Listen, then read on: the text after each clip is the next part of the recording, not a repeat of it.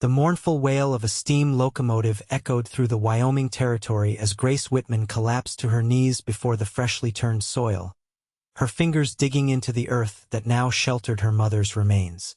It was May 1878, and the spring wildflowers that dotted the hillside seemed to mock the darkness that had settled over her heart. "Mama," she whispered, her voice breaking like a twig beneath a heavy boot. "How am I supposed to go on without you?" The question hung unanswered in the still afternoon air. Grace had been away in St. Louis studying to become a teacher when the telegram arrived with the devastating news. Pneumonia had claimed Elizabeth Whitman swiftly and without mercy, leaving Grace's father lost in a fog of grief and whiskey. By the time Grace had made the arduous journey home to Timber Creek, her mother had already been buried for 3 days. She wasn't sure how long she knelt there, shoulders shaking with silent sobs, before she became aware of a presence beside her. Not intruding, not speaking, just standing with quiet reverence at the edge of her grief.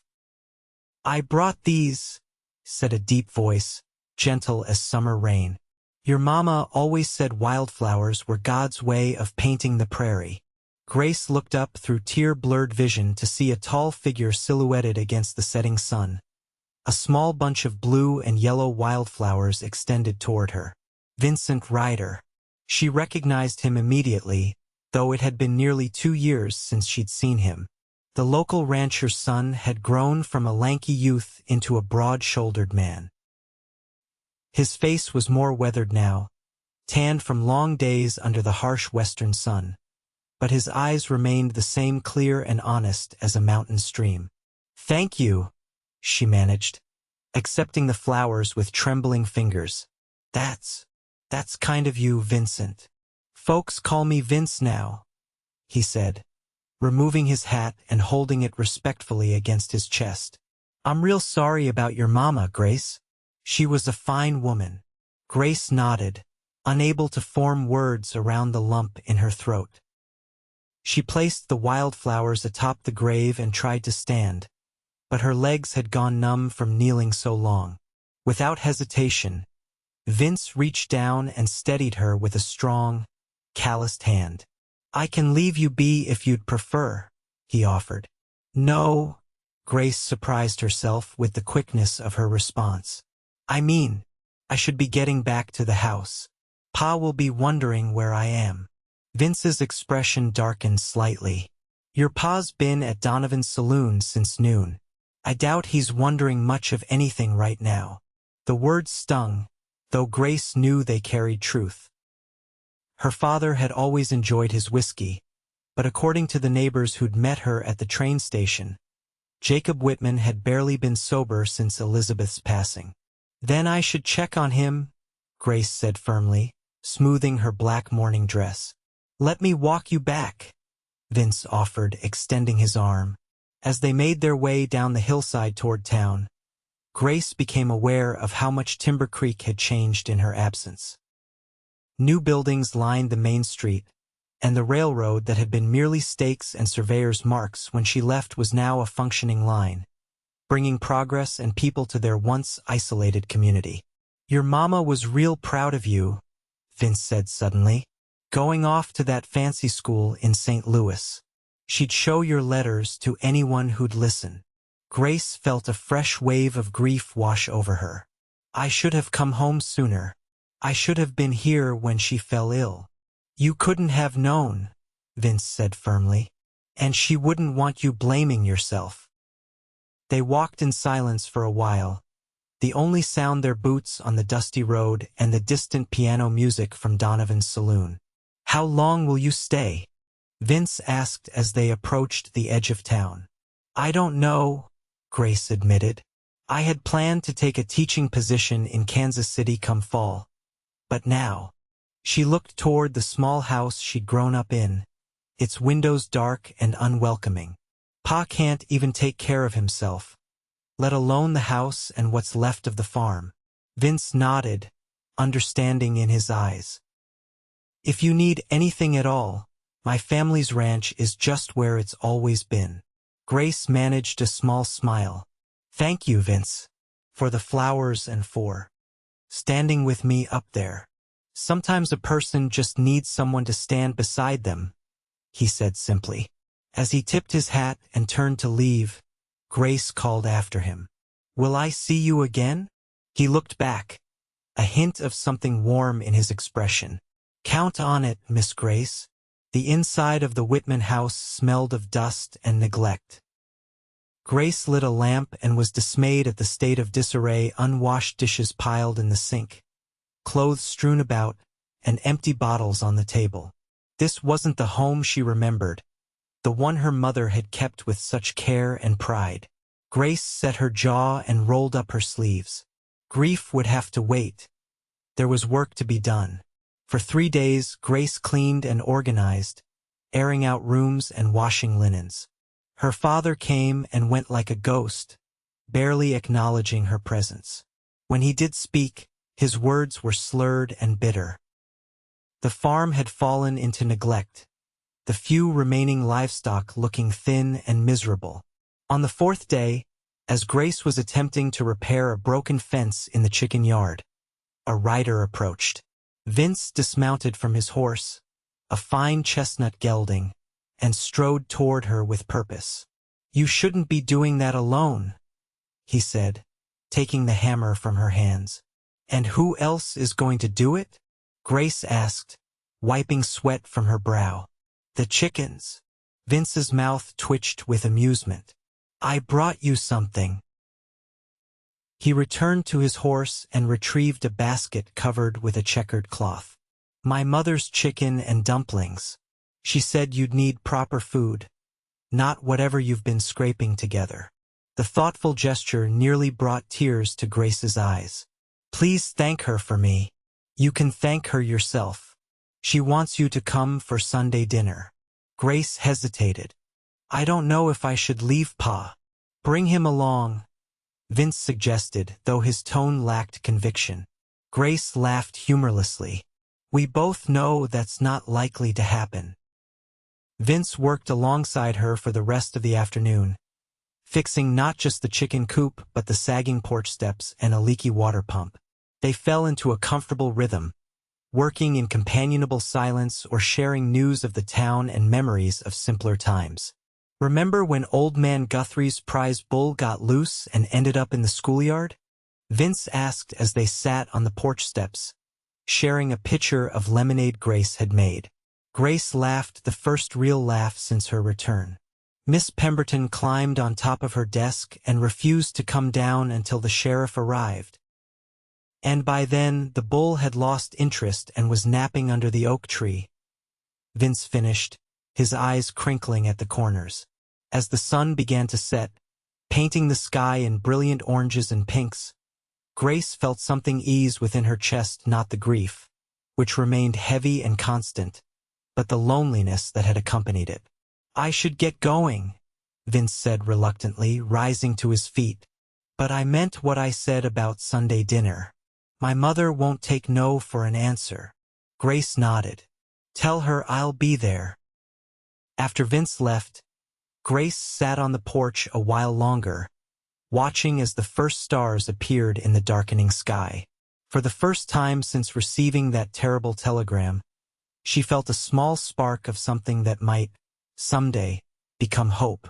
Sunday dinner at the Ryder Ranch was everything the Whitman house was not: warm, lively, and filled with the delicious aromas of a proper home-cooked meal.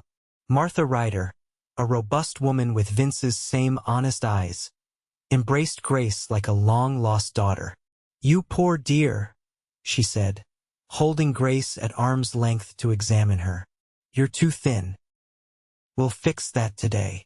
The Ryder family was larger than Grace remembered. Vince's 2 younger brothers had grown into teenagers, and his sister Elena had married and had a baby of her own. They welcomed Grace without pity, treating her as one of their own, sharing stories and laughter around the expansive dining table. After dinner, Vince suggested a walk to show Grace the improvements to the ranch. As they strolled past corrals holding fine horses and cattle, Grace felt a pang of envy for the prosperity evident in every well-maintained fence and building. Your family has done well, she observed. Pa works us hard, Vince acknowledged. But the railroad's been good for business. We can get our cattle to market faster now. Fetch better prices. They stopped at a ridge overlooking the valley. The Ryder ranch spread out below them like a patchwork quilt. Grace, Vince said suddenly, his voice serious. I've been meaning to ask, what are your plans now? She sighed, watching an eagle circle lazily overhead. I don't know. The teaching position is still mine if I want it, but I can't leave Pa like this. And there's the house and what's left of the farm. Your pa hasn't worked that land properly in years, Vince said gently. Even before your mama passed. What choice do I have? Grace asked, frustration edging her voice. I can't just abandon him. Vince was quiet for a moment. There might be another way. The school here needs a teacher. Miss Pemberton's getting married and moving to Denver next month. Grace turned to him in surprise. Here? In Timber Creek. It's not Kansas City, Vince admitted, but it would let you do what you trained for and still be close to home. I hadn't considered that, Grace said, her mind racing with possibilities. Just think about it, Vince suggested. Pa knows the school board chairman. He'd put in a good word. As they walked back to the house, their hands brushed accidentally. Vince's fingers caught hers for just a moment, and Grace felt a flutter in her chest that had nothing to do with grief. The next morning, Grace marched determinedly to the schoolhouse on the edge of town. The building was smaller than she remembered, its white paint peeling in places, but the bell in the steeple still gleamed in the morning sun.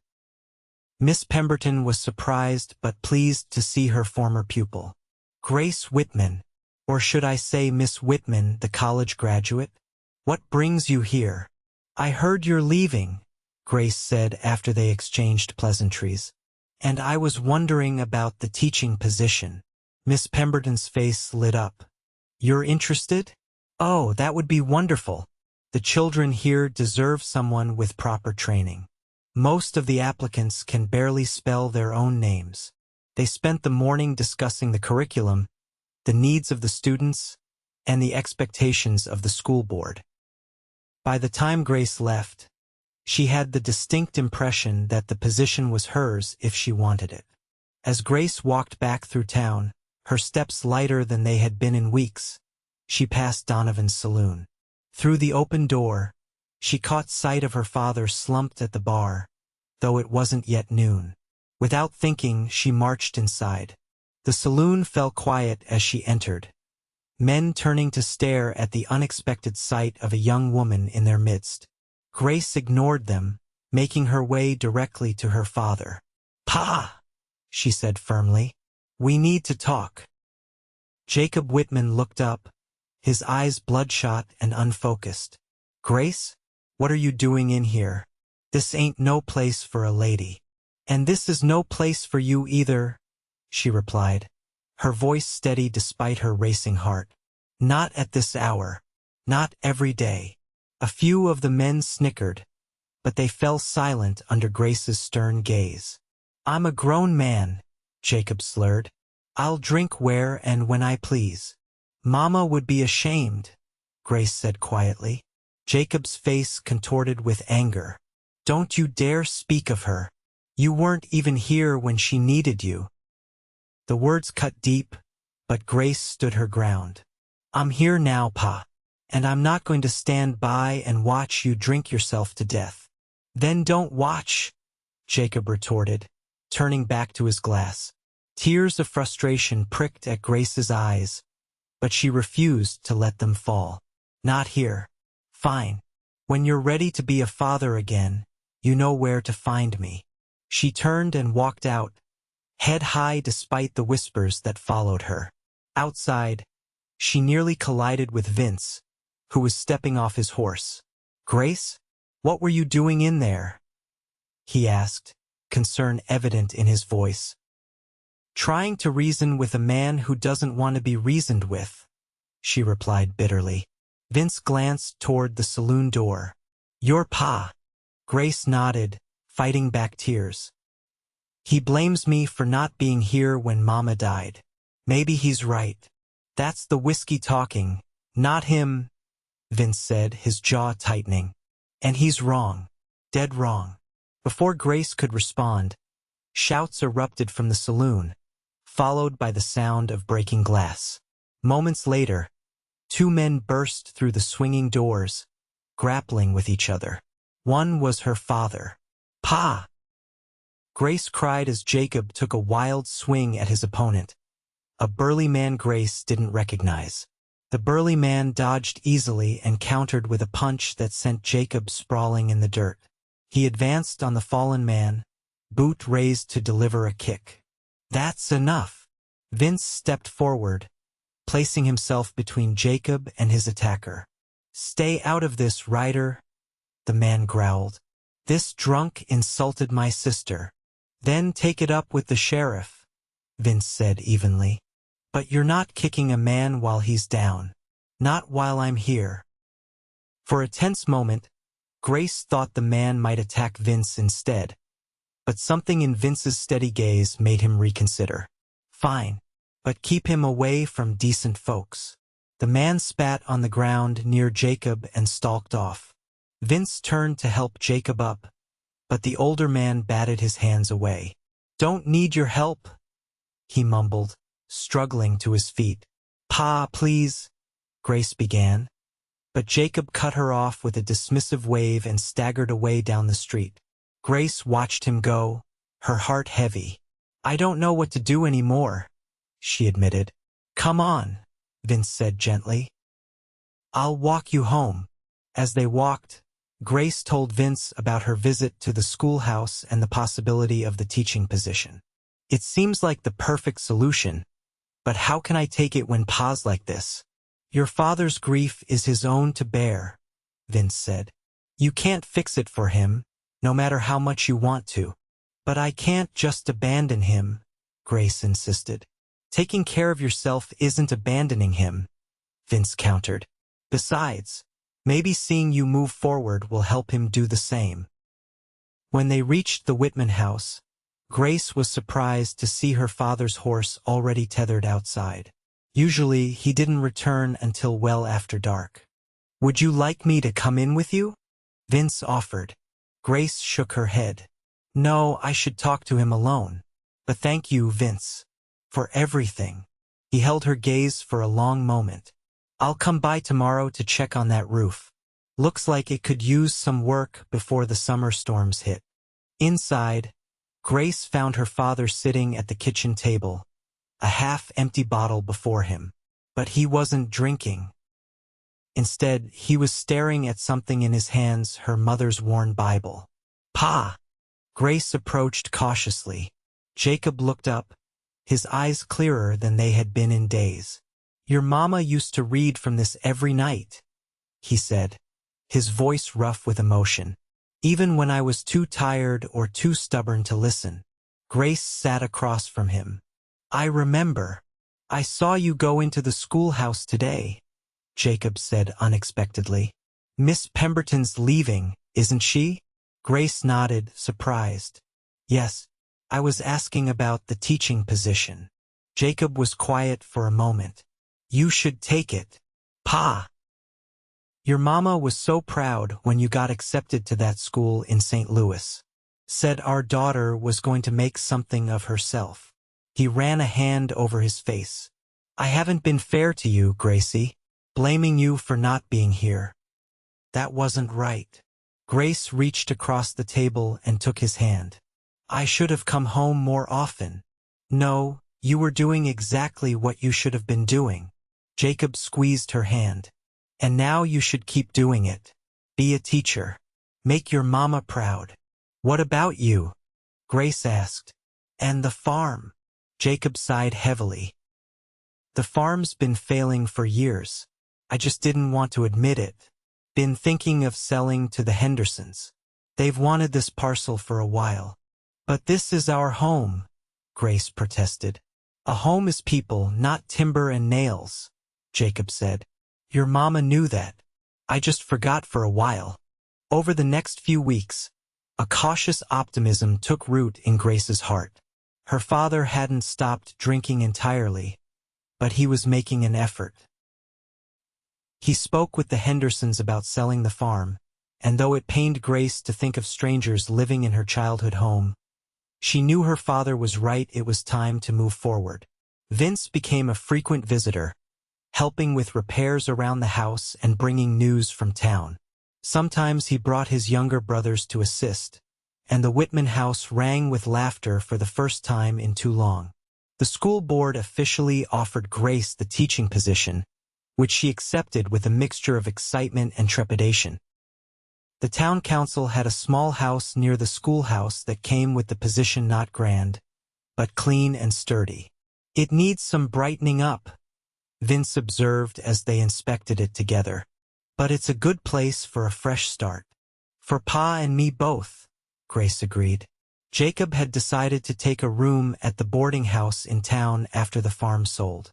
It was a humble arrangement, but close to his daughter and far from Donovan's saloon. As summer progressed, Grace found herself looking forward to Vince's visits more and more. They would often sit on the porch after the day's work was done, watching fireflies rise from the tall grass as the heat of the day gave way to cool evening breezes. "Miss Pemberton gave me her lesson books today," Grace told him one evening. 27 students enrolled for the fall term already. "They're lucky to have you," Vince said with a smile that made her heart skip. "I'm nervous," Grace admitted. "What if I'm not as good at teaching as I think I am?" "You'll be wonderful," Vince assured her. "You've got a good heart and a sharp mind. That's what children need most." Their hands rested side by side on the porch step, not quite touching but close enough that Grace could feel the warmth radiating from his skin. "Grace," Vince said suddenly, his voice serious, "there's something I've been wanting to tell you." Her heart quickened. "Yes, I've admired you for a long time, even before you went away to school. But I never said anything because I knew you had dreams bigger than this town. Bigger than—" He hesitated. "Bigger than me." Grace turned to face him fully. "Vince, please let me finish," he said. "When you came back, even in the midst of your grief, I saw the same determined, kind-hearted woman I'd always admired. And these past weeks, working alongside you, talking with you." He took a deep breath. "I've fallen in love with you, Grace Whitman." The words hung between them in the twilight air. Grace felt as though her heart might burst from her chest. "I know it's too soon," Vince continued hurriedly. "With your mama's passing and everything changing. I don't expect anything. I just wanted you to know." Grace reached out and covered his hand with hers. "It's not too soon," she said softly. "Life's too short to wait for perfect timing." Vince's eyes widened. "Are you saying—" "I'm saying that I've come to care for you too, Vincent Ryder. More than I thought possible." His face broke into a radiant smile, and he tentatively raised a hand to her cheek. "May I?" Grace nodded, and he leaned in slowly, giving her every chance to pull away. Their lips met in a gentle, questioning kiss that quickly deepened as Grace's arms wound around his neck. When they finally broke apart, both breathless, Vince rested his forehead against hers. "I've been wanting to do that for years," he confessed. "Worth the wait?" Grace asked, smiling. "Every second," he whispered before kissing her again. The first day of school arrived with clear skies and a nervous flutter in Grace's stomach. She stood at the door of the freshly painted schoolhouse, bell in hand, watching as children of all ages made their way up the path. Some she recognized siblings of classmates from her own school days, now grown enough for education. "Good morning," she greeted each one with a warm smile. "Welcome to school." From the corner of her eye, she saw her father approaching, cleanly shaved and wearing his good shirt. Beside him walked Vince, looking uncommonly tidy in a buttoned vest. "Came to wish you luck on your first day," Jacob said, embracing his daughter awkwardly. "Thank you, Pa," Grace said, touched by the gesture. Vince hung back until Jacob stepped away, then approached with his hands behind his back. "For the teacher," he said, revealing a shiny red apple. Grace laughed. "How traditional." "I'm a traditional man," Vince replied with a wink. Then, lowering his voice, he added, "Dinner at my parents' ranch on Sunday? They're expecting you both." "We'll be there," Grace promised. The school bell rang out clear and bright, calling the children inside to begin their lessons. That evening, after the students had gone home and Grace had finished preparing the next day's lessons, she made her way to the cemetery on the hill. The summer wildflowers had given way to the deeper hues of early autumn, painting the prairie in russets and golds. At her mother's grave, now marked with a proper headstone, Grace knelt and placed a single wildflower she had picked along the way. "I wish you could see me now, Mama," she said softly. "I'm teaching just like I planned. The children are wonderful, full of questions and energy." She smiled, tracing the letters of her mother's name carved in stone. "And I've met someone. Well, not met exactly, I've known him all my life. But I'm seeing him differently now. I think you'd approve." A gentle breeze rustled the tall grass around the cemetery, and Grace took it as a sign of her mother's blessing. "Pa's doing better," she continued. "He still has hard days, but don't we all? He's trying, and that's what matters." As the sun began to set, casting long shadows across the hillside, Grace heard the sound of hoofbeats approaching. She turned to see Vince riding toward her, his figure silhouetted against the golden light. He dismounted and walked to stand beside her, removing his hat respectfully. "I thought I might find you here," he said quietly. "Just talking to Mama," Grace explained, telling her about the first day of school, about us. Vince nodded, understanding without need for further explanation. They stood together in companionable silence as the first stars began to appear in the deepening blue of the evening sky. "Ready to head back?" Vince asked eventually. Grace took one last look at her mother's grave. "Yes," she said, "I'm ready." As they walked down the hill together, Vince's hand found hers, their fingers intertwining naturally.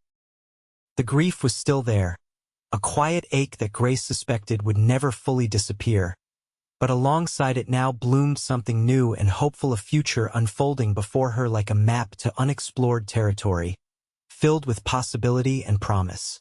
The autumn passed in a whirlwind of school lessons, Sunday dinners at the Ryder Ranch, and evening walks with Vince. As the first snow dusted Timber Creek, Vince asked Grace to marry him beneath the twinkling lights of the town's Christmas tree. With happy tears in her eyes, she accepted without hesitation. They were married the following spring in a simple ceremony beside the river where they had played as children. Jacob, sober and proud, walked his daughter down the makeshift aisle. As Grace and Vince exchanged vows, a butterfly, the first of the season, alighted briefly on her bouquet of wildflowers, a sign that even in a world marked by loss, new beginnings were always possible. Life in Timber Creek wasn't always easy, but it was rich with purpose and love. Grace's school flourished, and Vince's careful management helped the Ryder Ranch prosper. They built a home of their own on a parcel of Ryder land with a view of the mountains and the town below. And when their first child was born, a daughter with her grandmother's gentle eyes and her father's determined chin, they named her Elizabeth, after the woman whose absence had brought them together, but whose spirit lived on in the love they shared.